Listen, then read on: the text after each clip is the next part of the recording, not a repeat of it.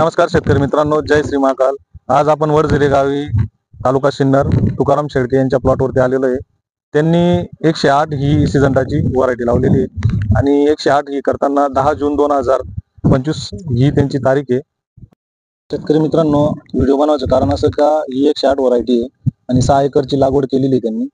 तर आपण बघू शकता याला नागाडी व करप्याचा कुठलाही प्रादुर्भाव नाही आहे आणि चांगलं खूप नियोजन आहे त्यांचं।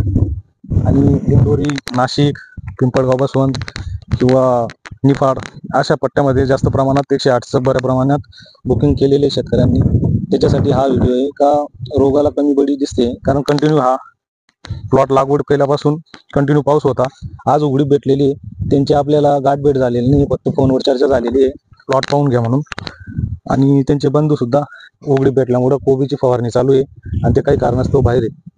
तर सांगण्याचं उद्दिष्ट एकच आहे का इथं आपल्याला फवारणी जी घ्यायची आज 17 दिवसाला, किसाईडची मिकमॉल व्ही आणि मॅग्नेशियम सल्फेट। किसाईडची 500 मिली, मिकमॉल V 250 gram, magnesium sulphate 500 gram 200 litre करता।